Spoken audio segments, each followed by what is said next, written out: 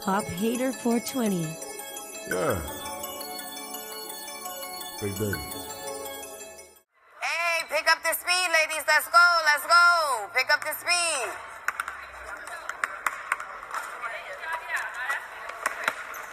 That's why we don't run in the game, because you don't run in practice. Let's go. Yeah, I'm not playing. I'm tired of losing. Tired. What's that saying? You gotta hate to lose more than you like to win. Right? Just saying. Let's go. What's up, everybody? You're now tuning in to the Hey Now podcast. A conversation with a bunch of nobodies. It's your boy Kev and Marissa. It's your boy. You already know what to do, when to do, how I do. what's your name? Exactly. You know my name. It's the same game. I got fame. You know I maintain. What's your name? 1G, baby, is your boy. No, we ain't really gonna do that here. We gonna snap it. Beloved. Jennings, beloved. What's today? Thursday? Yeah. All right, Throwback Thursday. All right, bet. I got a picture of Flagg in high school for Throwback Shaq Thursday. It will go on the Summer Jam screen. Shut the fuck up. Shaq here, you know. Alright, let's go. That's the same thing. Yeah. I wanted to start off today. Let's talk about your boys getting fucking swept. No, we're not gonna talk about that because you're a Knicks fan. You're not allowed to speak. Yeah, Knicks fan, you're not you allowed to can't speak. You're not a speaker. You've never seen a championship in your lifetime. So Marissa, First of all, the Knicks who is you so- wanted to win the championship? I want to go with the Seton. Why? Do you think they was gonna sweep? Because she's I did a think winner, that. that's why. I did think that. I did think they was going to Why though? Like you don't believe in LeBron James? No, I do not. No, that's because Flag likes Kobe. That don't count. You're right. That don't count. So you're gonna be right. anti. That don't count. Yo, that don't count. 100% right. No. I think I ain't even talked about in the top players. They say LeBron and Jordan. Niggas don't say. Nah, they don't say LeBron and Jordan. They say Jordan and LeBron. LeBron, I know We need to unpack something. You said you don't believe in LeBron. That sounds personal. No, What LeBron did to you? I You love. ain't played a nigga one-on-one. No. I love LeBron off the court. Like, I think he's a great role model. I think he's a great dad. Great, Philanthropist, Yeah, everything. husband, businessman. Great. He doesn't No do what drama, he's told. He doesn't do anything. what he's told. But I'm a Kobe fan, so I'm just not a LeBron fan at all. But I do think he's a very good player. I just don't think he has a supporting cast to help him. So that's not his get fault. swept. That's not his fault. So you like? No, it's not. So you like a person that copied everything from another person to the T, even how the nigga chew gum. Jordan, you mean? That's what you like. Okay. So that's what you like. Do you think LeBron would have did better with the team he had before this team? No. No? So you don't think he would You have don't with think Kyrie you think he would have got swept with D-Wade? No, This coming from a culture, probably though. they probably would have got a win. That's it. Listen, because like your man Kobe was here, he never got swept. No, never. I had this conversation with somebody the other day. Don't do that. You know? No. Jordan never got swept either. Jordan never got That's swept. incorrect. So this is what That's I'm saying. At least that team. Kobe's been swept in the first round twice. So is LeBron. You forgot, right? So is LeBron. Kobe's now it's okay, also right? missed the playoffs. This is after the Shaq era. And then He was older. And no, you This was was like like 32. this was when Nigga, he was that's old. when he was complaining Nigga, that he LeBron wanted did not to make trade. the Then he wanted a trade. And then that's before they got He pulled. was disrespecting Rudy Tomjanovich in front of everybody. Sounds He like couldn't get to the finals to get swept. Listen, you know why? But he would never You know got why? swept in the finals. Because Kobe He played by couldn't old get to school the finals to get rules. swept. Kobe played by old school rules. He Yo. stuck with his team. He knew does a little what he's bit of supposed to I don't talk about Kobe on this show. He ain't getting my limelight. I don't like Kobe. Kobe or Tim Duncan ain't getting no shot from me. Damn, you don't So- say that. Listen, all right, listen. I hate how he dressed. Listen, my problem. Listen, my problem. He said, "Listen, my problem." They're the best. He just like this. Tim Duncan dressed like my man, but nobody know who the cameraman is. I him. Yo, that's crazy. That's crazy. That's a flavor. great, That's a though. flavor. That's a flag. Yo, Flag, you can't judge my man for one day. I love him. Yo, you gonna take you to the Seton games, or you gonna take pictures? I seen Yes. this nigga 7 times. I seen this nigga 9 times. I'm judging him differently today. I'm not because I like people that is different. But we're not gonna go into Your that prom right is now. over, bro.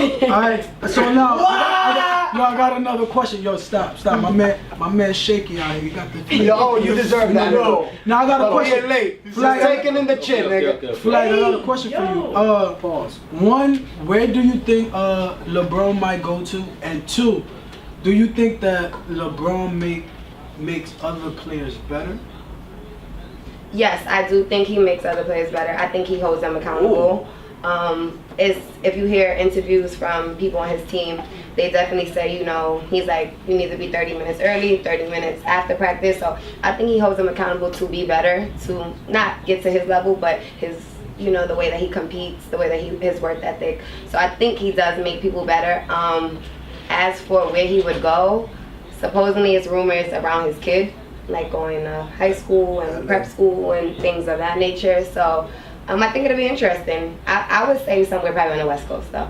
You think he leaves the East? No. Yeah. No. I want to make a declaration. I think somewhere in the West Coast. I mean, I agree. Hold on. Let Brother Jennings get the declaration out the way. And then you go. Go ahead, get the declaration out the way.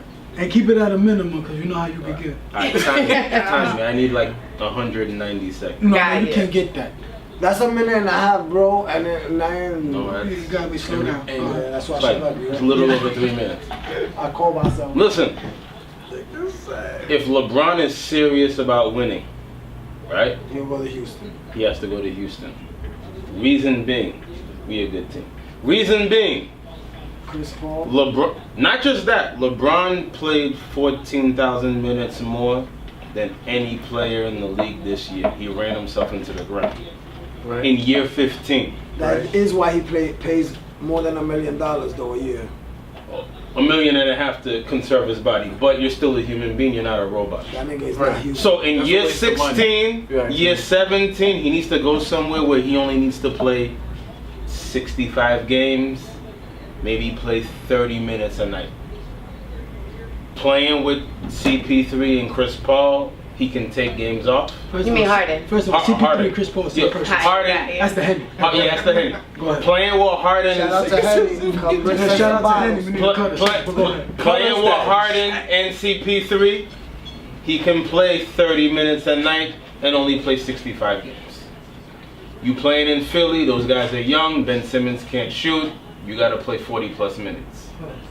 You go to LA, you still don't have enough to beat Golden State, you gotta play 70 I plus think- minutes. But what happens if, let's say, I think Paul George and LeBron James Yeah. are gonna team up.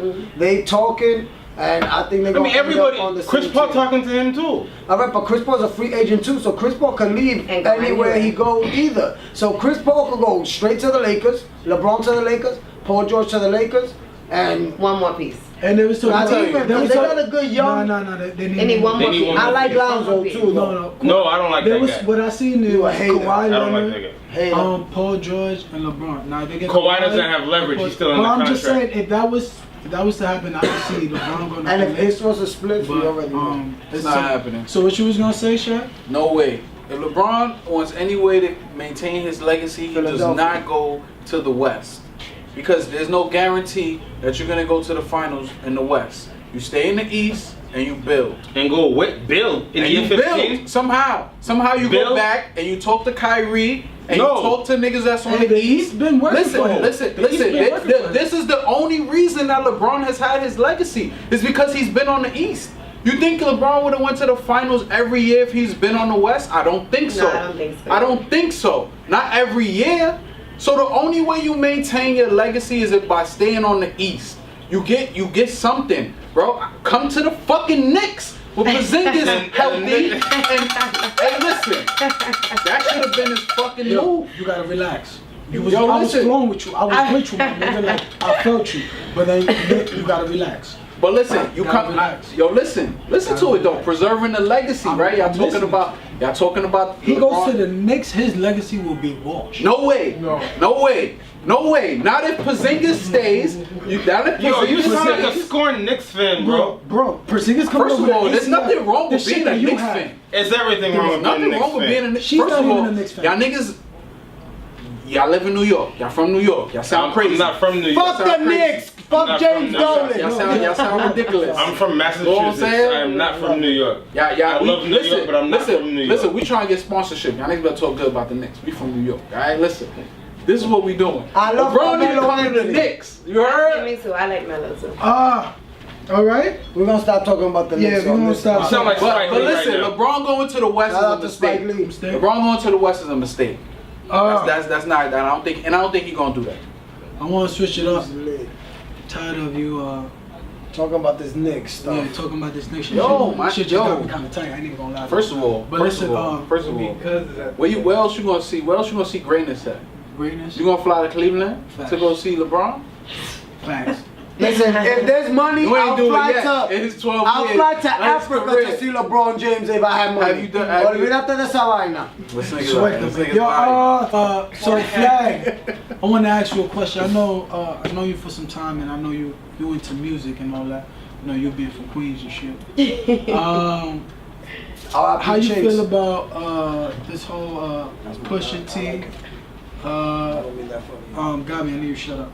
How you feel about this whole Pusha T, Drake, and Jazz and Jay Prince saying, putting basically After she speaks her piece, I have something to say. brother, I know you passionate. Janice, we know you Jenny, you on the show. Go ahead. I need you to know you on the show. I need you to know you're part of this. So you get a chance to speak. You get a Like the camera records you too, bro. You heard? Something to say about that. Yeah. So how you feel about Jay Prince stepping in, being the OG, saying putting an end to this, or do you feel like Drake should have replied? How's your take on that? I don't know if you've really been in tune. I would say I can't say too much because I haven't heard the Drake diss. I only heard the Pusha T. That's disrespectful. So yeah, I know. I'm sorry. I'm not like on social media all the time. So I'm gonna send you that nowhere. but I think. Like I said, I didn't hear Drake's part, but I did hear Pusha T's, and I think like it was no coming back from that. Like he got personal, took a couple shots, and boom, he ended it. Okay. Now maybe it could have been a little promotion behind, like his CD had just came out. You want to get it buzzing. Granted, he has his own fan base, he is popular, so I don't think he needed it, but it helped. Okay. Make him relevant again. Gabby, what's your take before we go on? Hold on, before I just want to know her input on. How do you feel about the Jay Prince coming to the? I don't want to say the rescue. You know what I'm saying? But Being coming a- to being be a- a you worded it right. mediator Being in a the OG. situation. You worded it Knowing right. and seeing other rap battles and being in from seeing that era and whatever. How do you feel about that? I think probably he was thinking probably what everybody else was thinking, like, all right, there's no coming back, like enough, like let me just put the hammer down. But that's not and I what he like Drake. said. I like Drake. No, I do. I ain't like that. I that's like Drake. gangster. I But like he put that the hammer down and That's- said enough is that's- enough. Yo, last time I checked, they said He Gabby. felt like that. Last time I checked. Yeah, I think Gabby. Go ahead, Gabby, because Flag got Last time you upset. checked what? Go ahead. First of all, Last time y'all you checked pissing what? me the hell off. And listen, Drake is gonna respond. I Jazz need some more Prince communion. is the smoke screen right now. Yo, listen, Jazz Prince is the smoke screen. Jazz Prince is the OG. He told Drake, yo, Drake, let this shit die down a little bit. And then hit him hard? where it hurts. Hit him strong, hit him hard, pause, but hit him. I'm ready. And at the end of the day, my man is gonna hit him. I'm ready. But he's not gonna hit him now because his album coming out. He's still gonna sell records because all the white kids love Jersey. That is true. And he's gonna sell way America, more White records. America and black women. All the love white it. kids in you. And at the end, Spanish girls do too.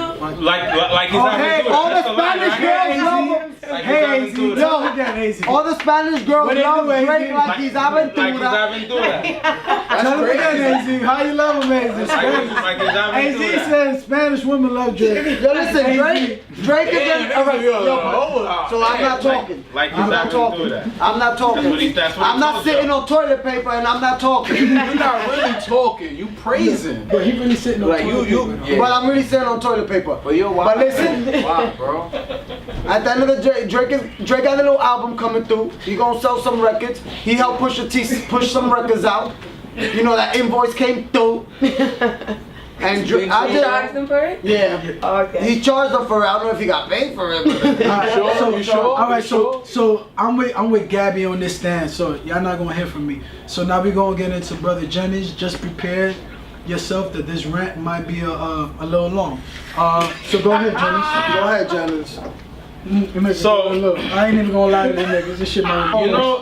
You know what my opinion is on this Drake Pusha T battle? You never had an OG, first of all. But go ahead. I have OGs. No, you don't. Now Yeah. gangsters. No, I do. So you know niggas that sold mad drugs before. Gabby, let him talk. Gabby, I Go do. ahead, Brother Jennings. I do. Amen. You know what my OGs told me? To beat off.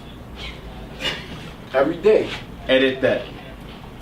If I had an issue with another man, I was groomed and equipped to deal with my issue with that man.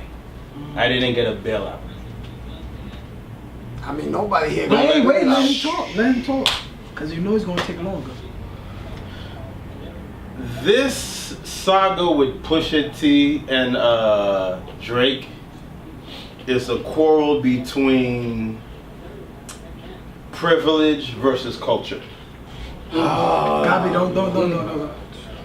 You have Pusha T, who writes his own rhymes, Gabby, don't. who makes it a point to put time into his craft as an MC, Authenticity. as a lyricist, versus somebody who I can compare to Vanilla Ice or Milli Vanilli. Wow. Drake is... But none of them was half black. Let me finish. Can I finish? No, but you're pissing me off. Can I finish? Drake panders to the emotions of women of color.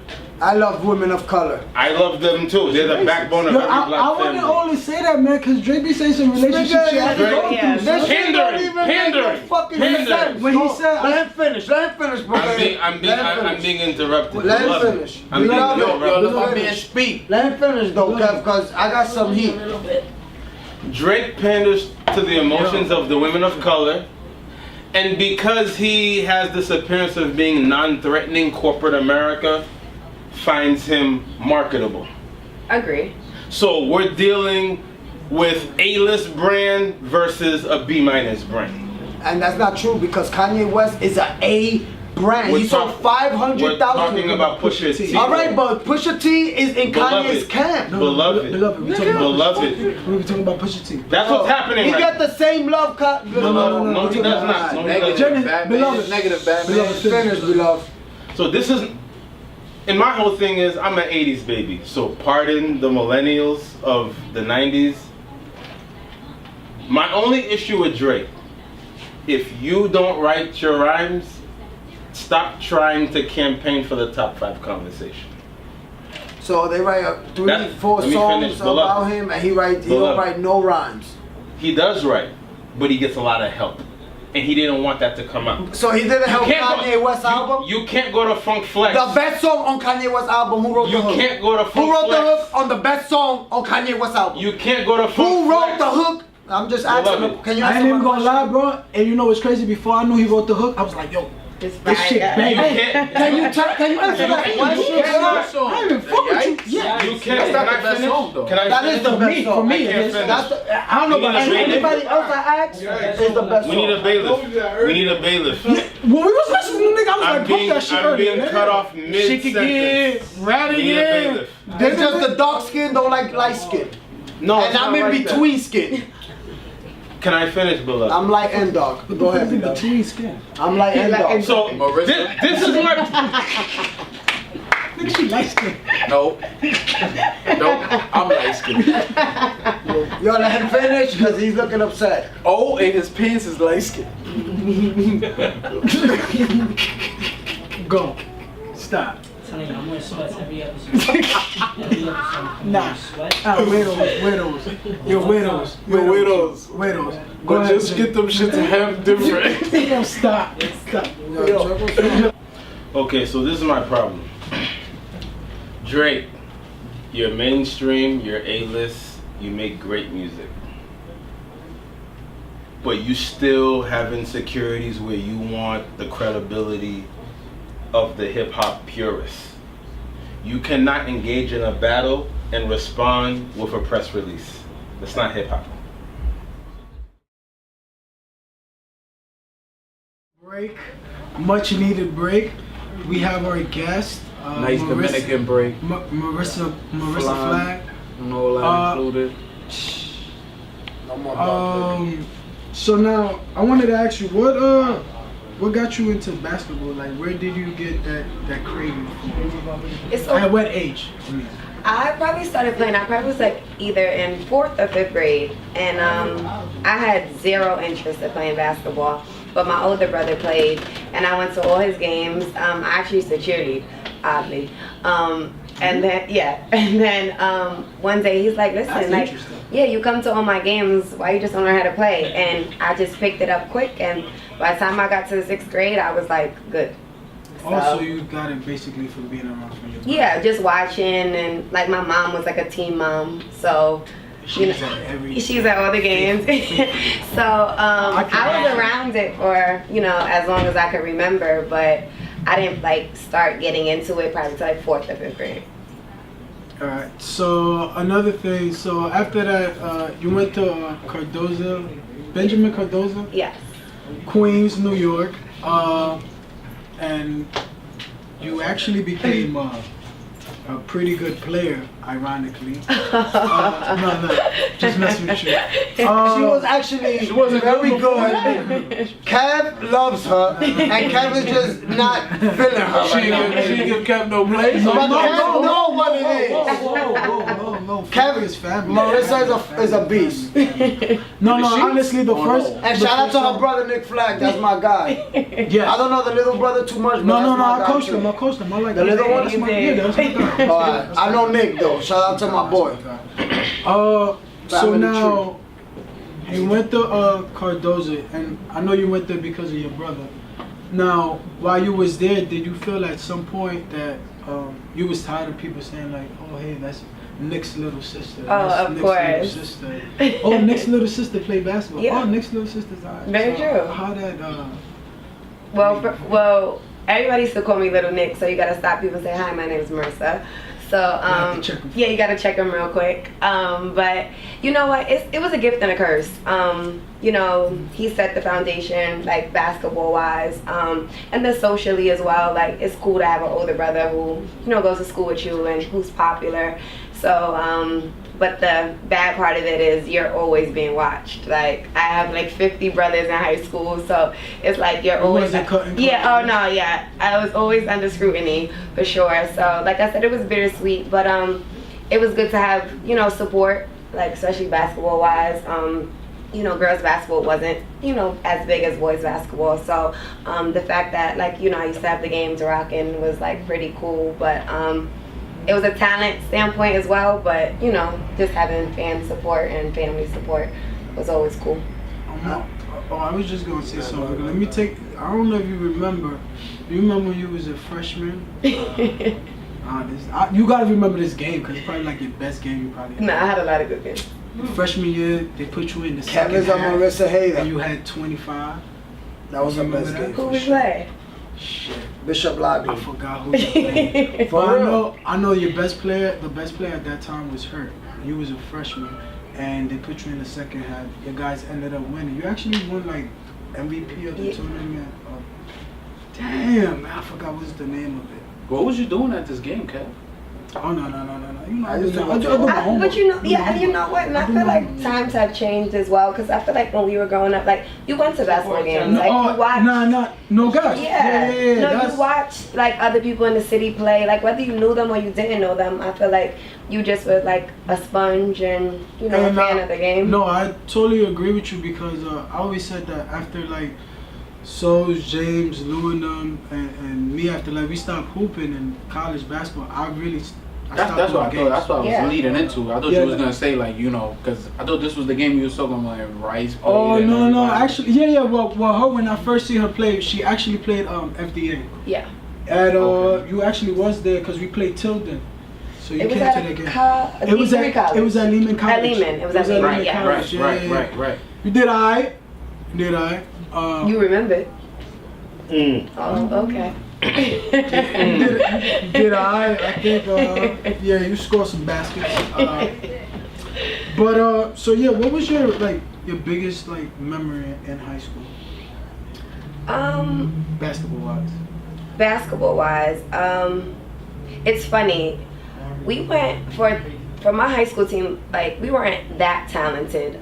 We had, I probably was the only one on my team that, no, I'm lying, excuse me. Well, my other teammate went Division I as well. But, we had D2 players, Who was that? kids that, her name is Nikki. She wound up going to St. Peter's. Okay. But, we didn't have, what high schools have now with an overload of Division I kids all going to the same school. We just had a group of girls that, were competitive, that played hard, that wanted to win. And it was funny because back in the day, Bertram was the powerhouse. So I kid you not, I lost to them, I want to say 3 years straight in the Elite 8, to get to St. John's. Sounds about right.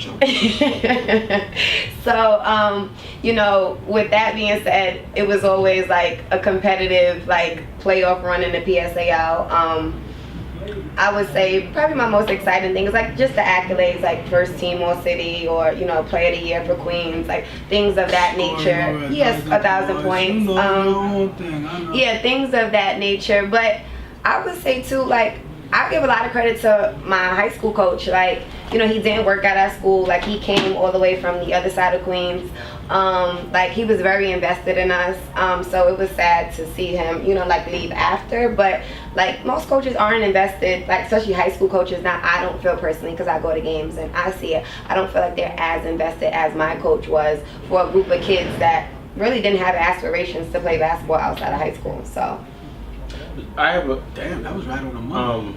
I felt that. I have a question. So you're not from Queens? No, I am from Queens. You are from Queens? I am from Queens. Queens. Okay, so the commute wasn't... No, it was on the other side of Queens. I lived on the Jamaica side. My school was probably, I had to take 2 buses to high school, so. To go to Cardozo? To go to Cardozo. Okay, alright, cool. Who's your toughest comp? Who used to go at it on the AAU circuit? It's funny, AAU back then wasn't as big as it is now. So well, for girls. For girls. I don't know. Yeah. Or New York, yes. We did, and it's funny, I was just explaining this to somebody the other day. We did a lot of local tournaments, West 4, Rod Strickland, Uptown Challenge, things of that nature. We probably had, well, no, we didn't have it for girls though, but that was for boys. Yeah.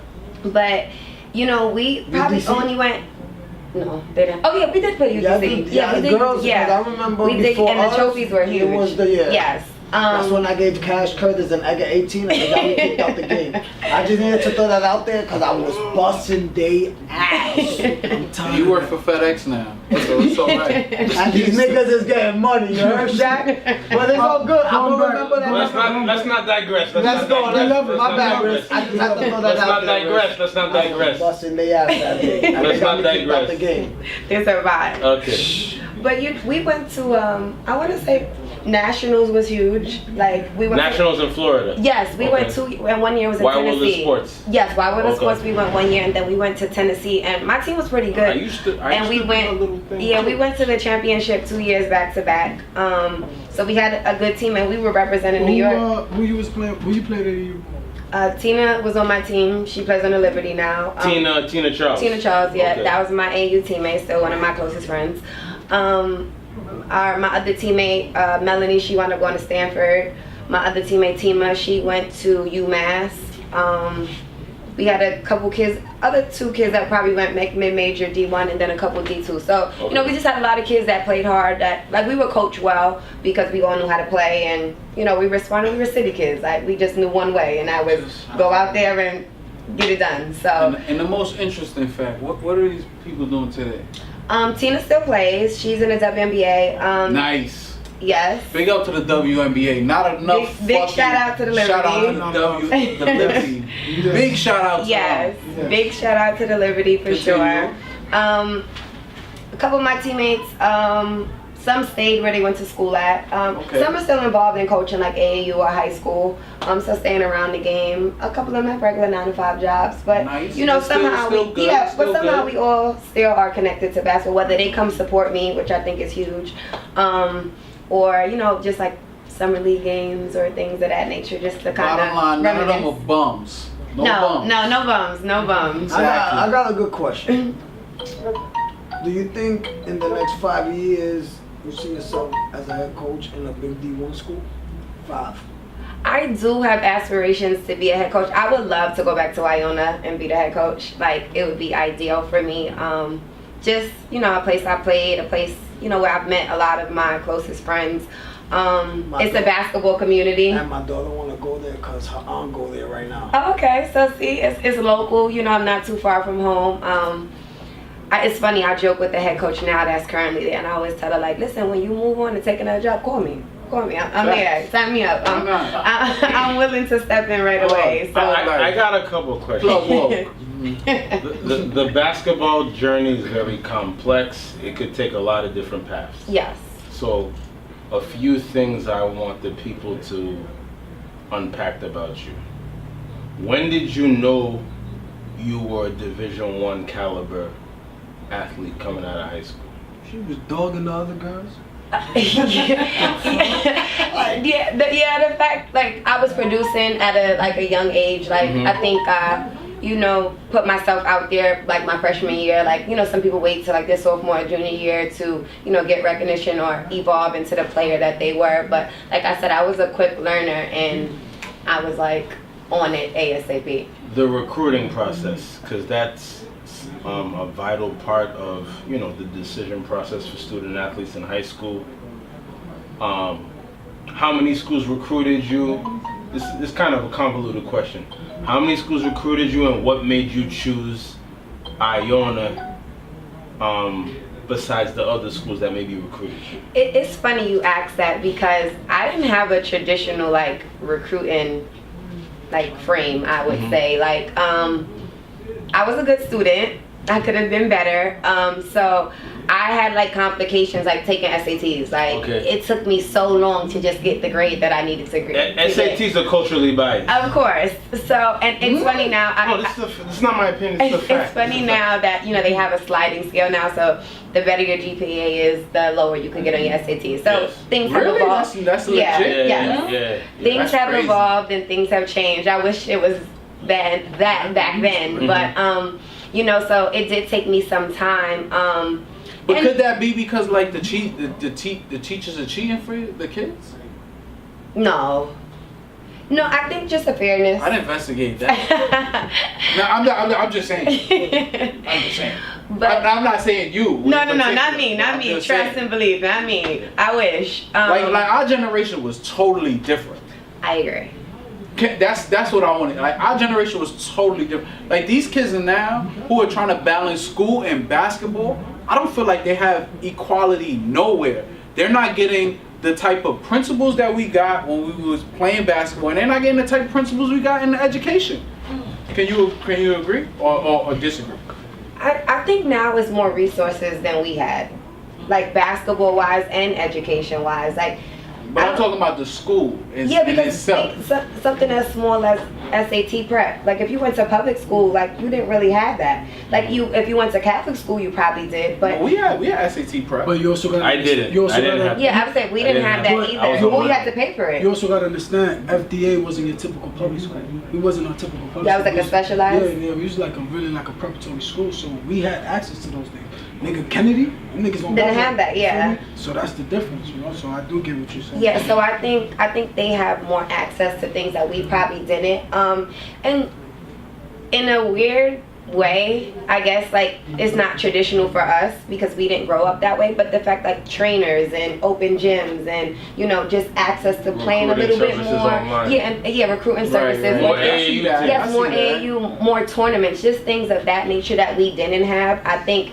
Gives them that extra, But I want you to unpack your recruiting process. You went to Iona. I did, and it's funny because I originally committed to VCU out of high school. Okay. But like I said, what made you commit to VCU? I love the school. I love the coaching staff. I love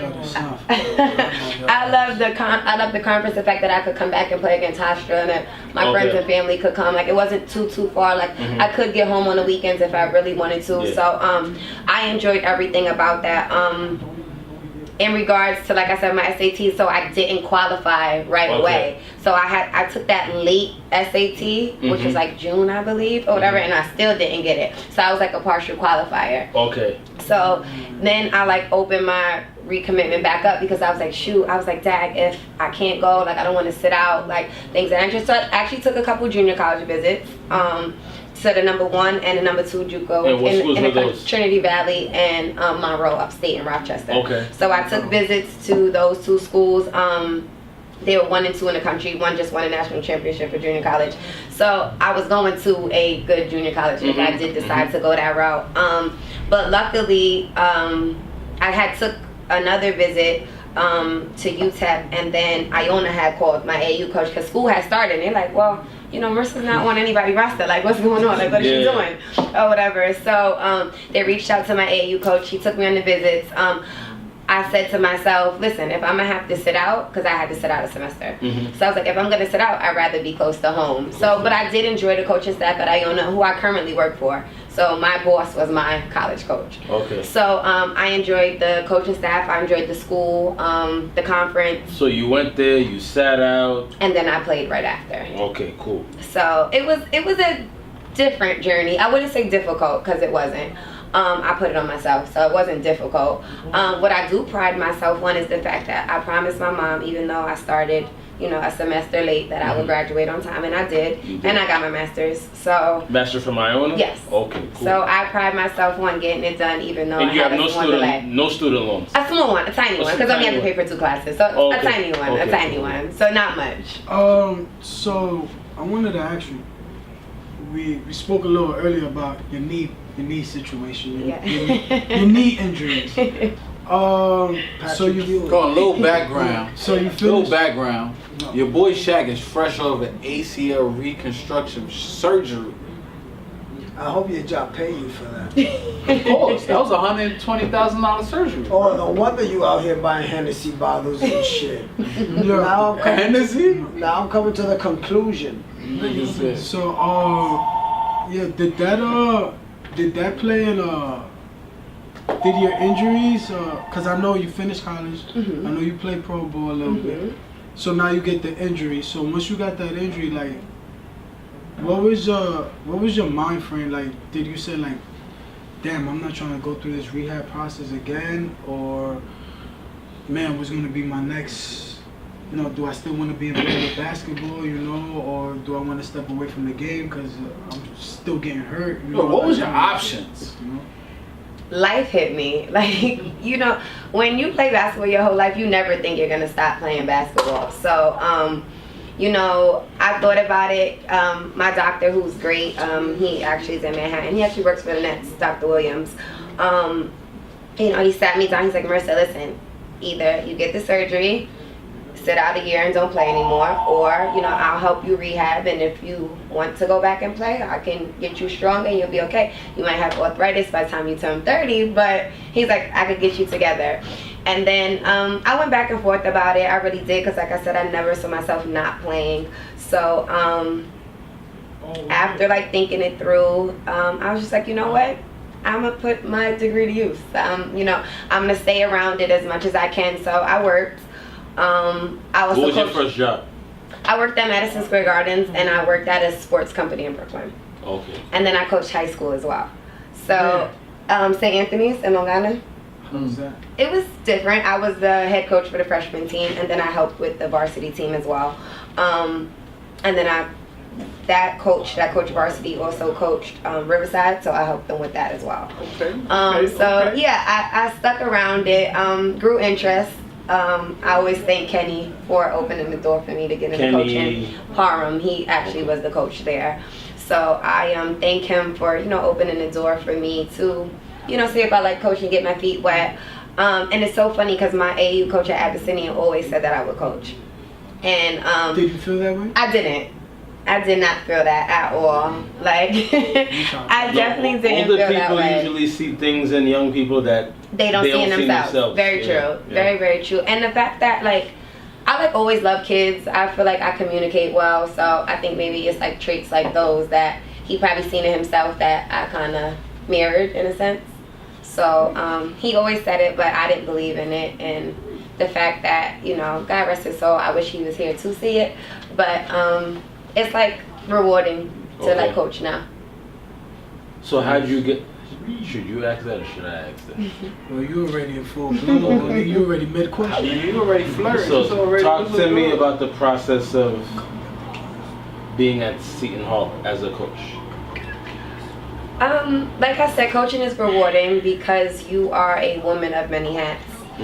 You're a coach, you're a mentor, you're a role model. You're so many different things, and you have 13 young ladies like looking up to you.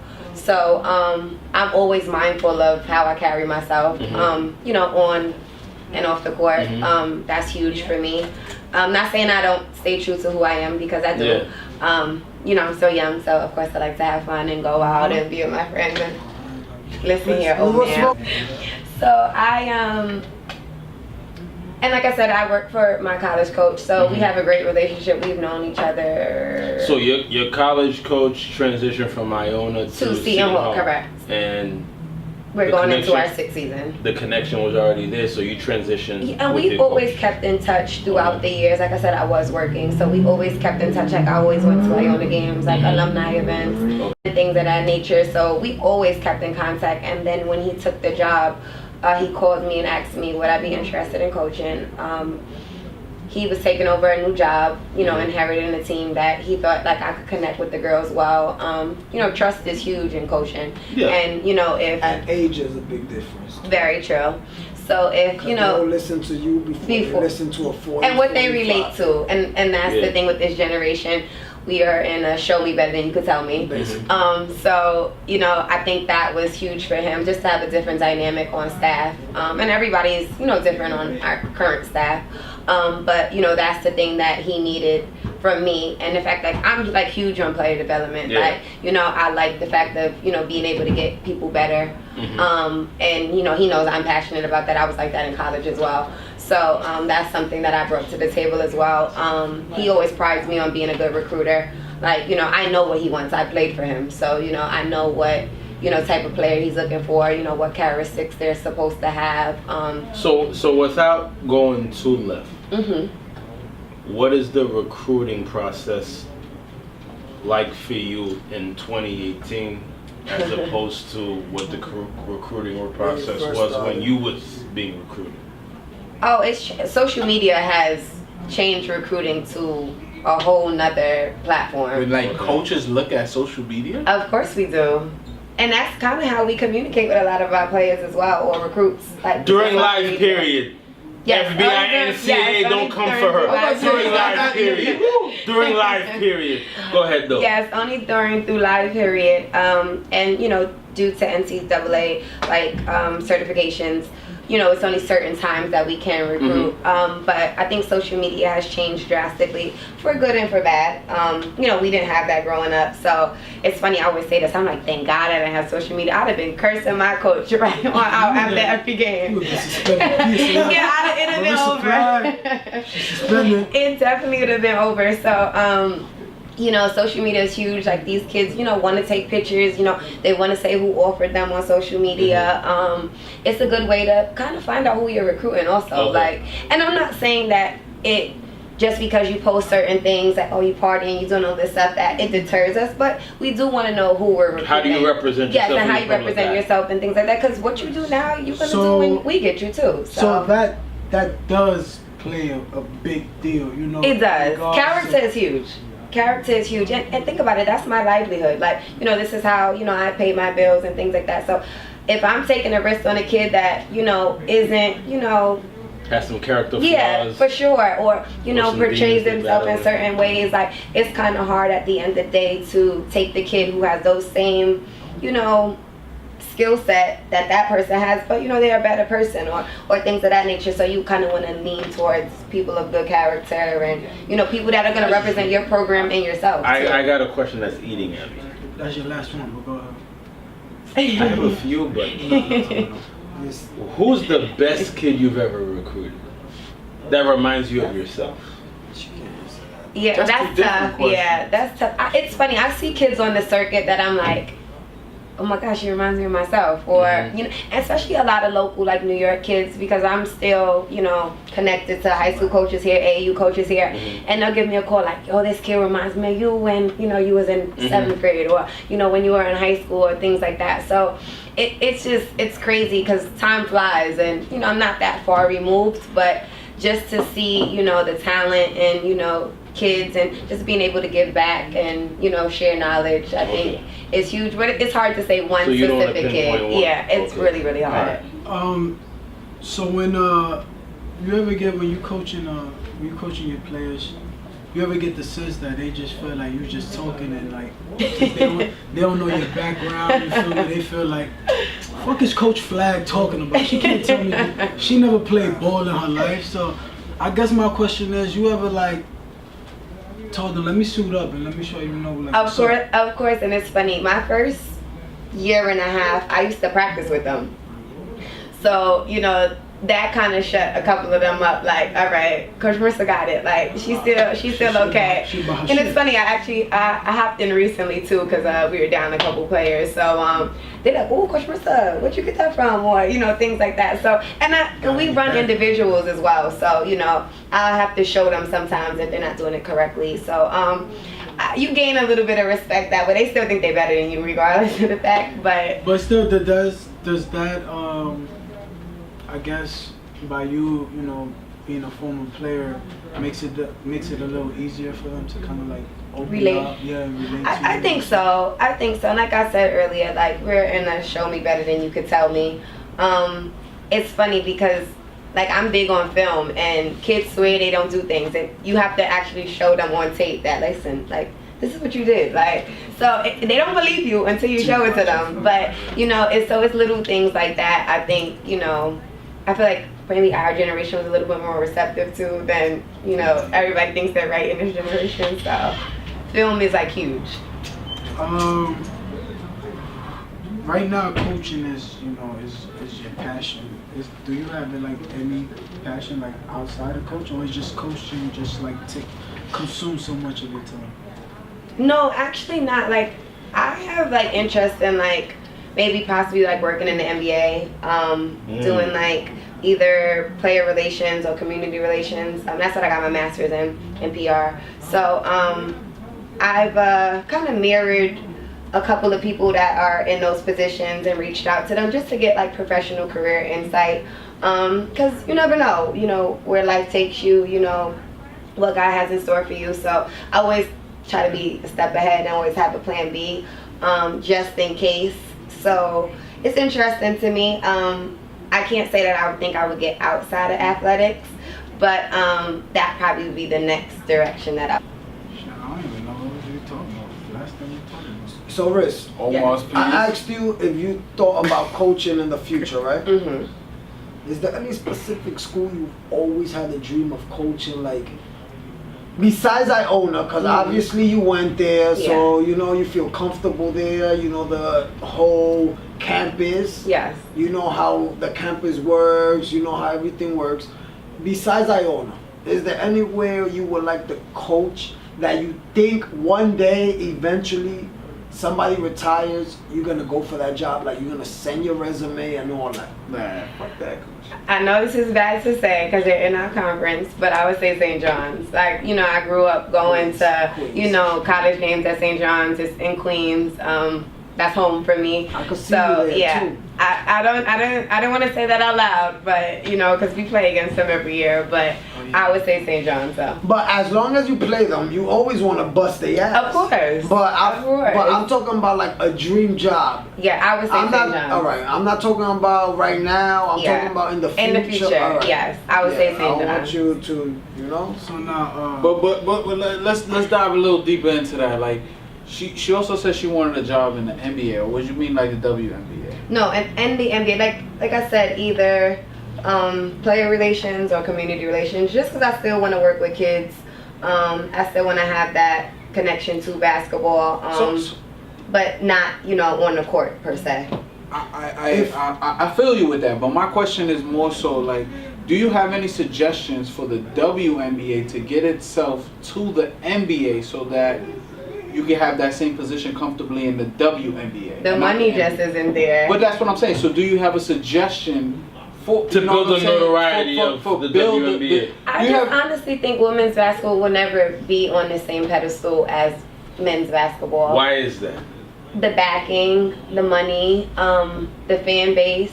And the white man. Just say it. The white man is alright. Listen, I don't think it's the white man. I think it's the more excitement. It's I think it has something to do with the excitement. I don't think it has something to do with excitement. Yeah, no, not excitement. Yo, I love Listen, Candace Parker. Listen, my favorite player, Teresa Weatherspoon is my favorite player. Like Teresa Weatherspoon would bust a lot of bench players NBA's ass. I love Taurasi. I love Taurasi too. Yo, Taurasi will bust a lot of bench players NBA's ass. Starters, I'm not saying that. Like, yo. But I'm just saying that. Listen, I like the WNBA. I'm sorry. I love it. A lot So you think it's just money that's stopping the WNBA? Just money. Did you play high school basketball? Yeah. Like for a team organized. Of course. The reason, no. So then, I got it just as far as you. I doubt that, cause I made it to college. Let's not digress. All right, I'm just saying, like, I love WNBA. I think Candace Parker is putting them on the map. I think Maya Moore is disrespect. I think Maya Moore could average 15 points in the NBA.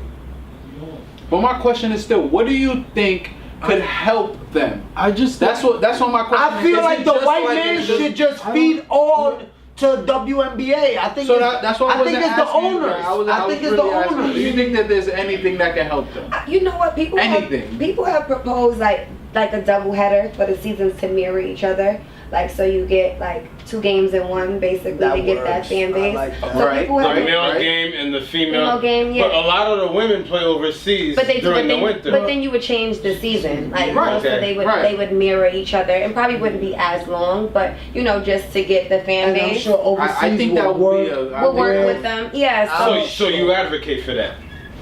I don't know. I just don't. I just think the fan base isn't there. I think it's growing. I think this Final Four this year was spectacular. Probably one of the best Final Fours. Yeah, one of the Louisville game, like UConn, like them losing twice back to back. I think these last 2 years, Final Four on the women's side have been amazing. Probably the best basketball in years. I think so. So I think it's growing. I just don't think that it'll ever, reach the level of men's basketball. Yeah, it's kind of tough because, like what you say, it has a lot to do, like with the money, because that's why a lot of women go overseas. And they would love to stay here. If they would love to. But if they get in the freaking, they're giving them the millions, then why the hell I'm going to stay here? So hopefully, down the line, that is something. And if you look online, like this preseason, a lot of WNBA players advocated, that question was asked. And, a lot of them was like, listen, we wish we could stay here. We wish they would pay us more. And, we're going to keep playing hard and we're going to keep growing this game, until we get to that level. And I don't think, like I said, it'll ever get to that level. But can it get better? Of course it can. Well, let me ask another question. Do those overseas games, any of them, they can get televised? Yeah, they're streamed, and I think probably maybe the cup games, possibly, depending. I think some of the Chinese games are. At the end of the day, they get the bag. But yeah, but that's where they get majority of their money. So, is there any way that you could help boost those streams to get it to a level where people I think if a TV company picked it up, the ESPNs, the SNY, Fox, you also gotta understand, like overseas market, they're making money. They're making money. They are. What girls basketball make in the US, they double it. Yeah, it's or quadruple it. Yeah.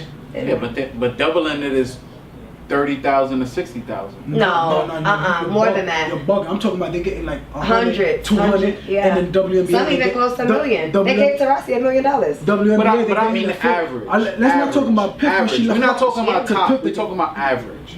Yeah, Average. The average WNBA player. But think about it. Not all of them go overseas. But that's what I'm saying. That's what I'm saying. For the average WNBA player, if they're not getting what they're getting here, they want to go overseas. Yeah. But that's what I'm saying. So the average WNBA player. So I'm just trying to figure out how you. The average salary here is $30,000. That's what I said. That's what I'm saying. So you're getting $30,000 to go overseas and maybe get $60,000. But it depends too, because think about it. They're only playing those top players that type of money.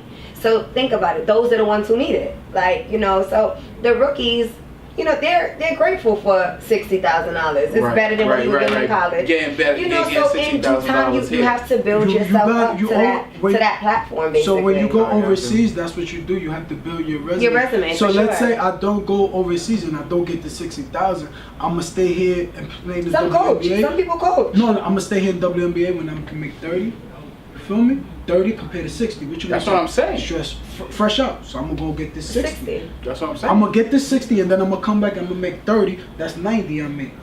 That, mind you, when you get a per diem for food, you getting your housing paid for, you know, so it's little things that go a long way when you don't gotta pay $1,500 in rent every month. You know, so it grows.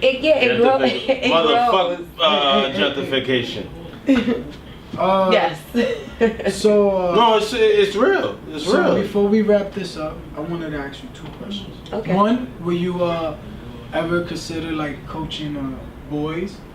2, would I think it's the whole Becky Hammond, you know, being trying to become the first, you know, women's coach for an NBA team. You know, how do you feel about that?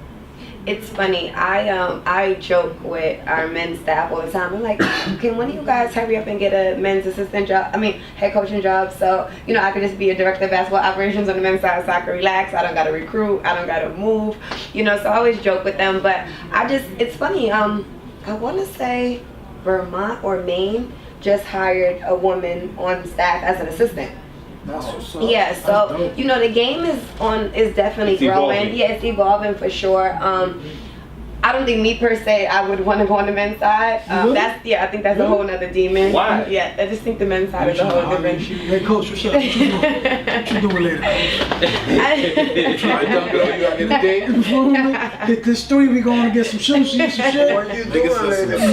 This is 2008. I like it, bro. You know, coach. Hit this 3, we go get some sushi. You know, that's what we're doing. I want to hit the coach. Yeah, so I don't think me per se I would want to transition to the men's side. I'm all for women, you know, trying. So I actually hope more head coaches and administration take chances on women to, you know, move to the men's side, because knowledge is knowledge, you know, and I don't care if you're female or male, like, you know, how you study the game and the time that you put into it, it will show in due time. So I don't think sex has you know, a way to say whether or not you should be on one side or the other, because even on our side, it's a lot of males on the women's side, you know, so I don't think that. And they don't get looked at no way. No different at all. And it's crazy. Funny because they said at the Final Four that we need more women's coaches as head coaches, like just so our players could see that it is a way. I'm a huge Dawn Staley fan. I love Dawn Staley as well. One of my favorite players, like all time. Random. Yes. All right, go ahead. But you know, they say that, you know, our players need, you know, to see more role models, and you know, women should push to be more head coaches, because it's a lot of male head coaches. So you know, that was one thing that was presented, that, you know, women need to have that empowerment to be head coaches. I have a question, Kevin. I have a question. Okay. For our esteemed guest. So you a hooper, which means she was a She played D1. She played D1. That's nothing to sneeze at. Most of us here are, you know, we're in the store, Fame NYC. Shout out to Fame NYC. Big PR. Big sneaker connoisseurs. So for you, being a hooper, are you a sneakerhead? OD.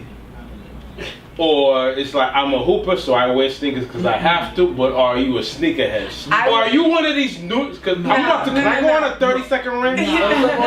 17 seconds.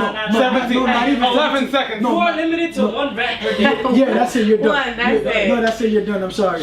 So go on, ask her about the sneakerhead. So she is a sneakerhead, but go you're a sneakerhead. Are you? No, yes. I like to keep up with the trends. I do. I can't disagree with that. I wear. What was your Under Armour. favorite shoe to ball in? I mean, she drives in a Mercedes Benz. I didn't say all of Let me that. just plug that in right there. What And was your she's single. Let me just plug that in. thought What you said, AZ? And she's single. Yo, and shout out to my man Shaq. Cause that nigga wild quiet over there. What was your favorite shoe to hoop in? I used to play in Lebrons and Kobe's when they That's first came out. crazy. Just like LeBron on the court, but Yeah. they wore his shit. That's crazy. I Because the did. Kobe's wasn't comfortable back Okay. then. Yo, Kobe was What trash. trash? Kobe didn't know what he wanted to What was wear. your favorite? That nigga was confused. He wasn't ready for it no Beloved.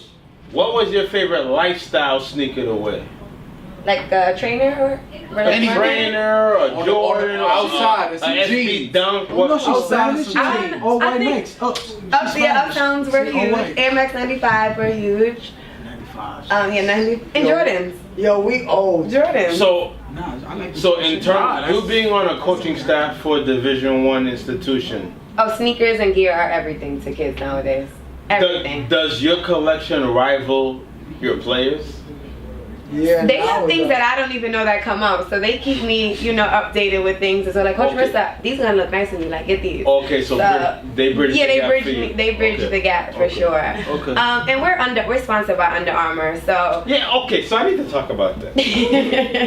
Under contract. Under contract. Exactly. One brand. Okay, I'm not gonna mess it up. I'm not gonna mess it up. Let's move on. They love Under Steph contract, Curry. I under can tell you that. They under love contract. Steph Curry. They love everything. Yo, Steph that Curry. dad shoe residue, I can't. I'm sorry. Chill, man. She got a pair. Yo, I'm about to fucking. I'm so lit right now that Papa Dio ain't saving me right now. Yeah, so that's actually it for my question in regards for like no, I'm lying.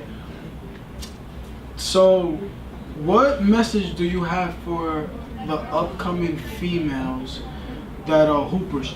The reason why I'm asking you this because now with like social media, kids think you put like a 10-second clip and that means that You're recruitable. you're recruitable and that you really like working hard, when in reality it's like You're working hard. yeah, like you really gotta like bust your ass. Like think about like those times. I'm pretty sure Nick took you to the playground and busted your ass, and like really like schooled you. You feel me? So it's like, what's the like? You know what? That's a very good question because I tell people all the time, if I knew then what I know now, I would have done a lot of things different. I thought I had a good work ethic. It could have been better. Now when I look back on things, and don't give no jokes. Don't give no jokes. Why you say that though? I would say don't give no jokes. This should come no comments after this. Oh wait, hold on. Wait, say that again. It should be no comments. No comments. No comments. I'm not gonna say that. Go ahead. No comments after this. No comments after this, please. D2. Clarkson. Edgar is the hardest working person I knew growing up. Alright, but that's because he got hurt or before he got hurt? Before he got hurt. Before, when we were in high school. And I tell him this all the time, he definitely set the bar very, very high. And it's funny, I used to joke with him all the time, that Sebastian documentary was him. And he loves that shit. And he loves it, and and that was him. So that's why I started To the wire. Yes, that's why I started off by saying if I knew then what I knew now, I would have done a lot of things different. And now recruiting, to play hard is a skill. Cause kids don't play hard anymore. Facts. So I think that's number one. That I tell kids that are trying to be recruited, and want to go Division I and things of that nature. Parents know more now. They're more educated, but it could be bittersweet. It's bittersweet when parents are involved in their kids' recruitment and how their kid is getting better and It's evolving. bittersweet for you. Yes, and bittersweet for them. I agree. So because they want what's good for their kid, of course. They want what they think is good for their kid. And for conversation purposes and people criticize Alonzo Ball's father, but I commend him as well too. You do what's best for your kids. I love JBL. I do, and people argue and say, "Oh, he's doing too much of this," but That you do that for your kids. Episode 9, Hey Now Podcast, a conversation with a bunch of nobodies with Marissa Flagg. Thank you so much. Of course. I apologize if us nobodies are a little bit extra, but this is how things go. And I just want to get the cameraman or my man, shout out to you. Let's get back to this. Because this is what happens when you don't eat at home. This is what happens. Like, you can count his bone in his back. Like, you can take a picture. That shit is crazy, bro. Like, I'm taking a video right now. Yo, that is crazy. Why you hugging his ankles? Right. Why? What's this pose right here? Yeah. What do we These call coaches taught you. This is what we call one of those. That's that Coach Murray shit. That's that One of those. Hey, yo. I said I float like a butterfly, I sting like a bee. I've been having conversations with a bunch of nobodies, and you could tell them what's the topic, they gon' talk about it. And they hit from every angle, swings just like E Honda. My team steady winning, with no championships. You like Wesley Johnson when I handle a shit. My chain's on in the dark, it look like candles is lit. I make all the plays, I do not ride the bench. My efficiency's 100%. I get paid to talk this jazz, I'm worth for Donovan Mitch. You see all this fashion like Odell with the kicks. Dance moves A Broner, hit like Bronx Bomber. Dame Lillard, don't wanna switch up the clip. And I must protect this house like Curry is at his crib. Big baby buzzing like Kimber Walker. Shorty had her jump mans on, so I faded on her. I said I float like a butterfly, I sting like a bee. Having conversations with a bunch of nobodies. I said I float like a butterfly, I sting like a bee. Just having conversations with a bunch of nobodies. My dogs.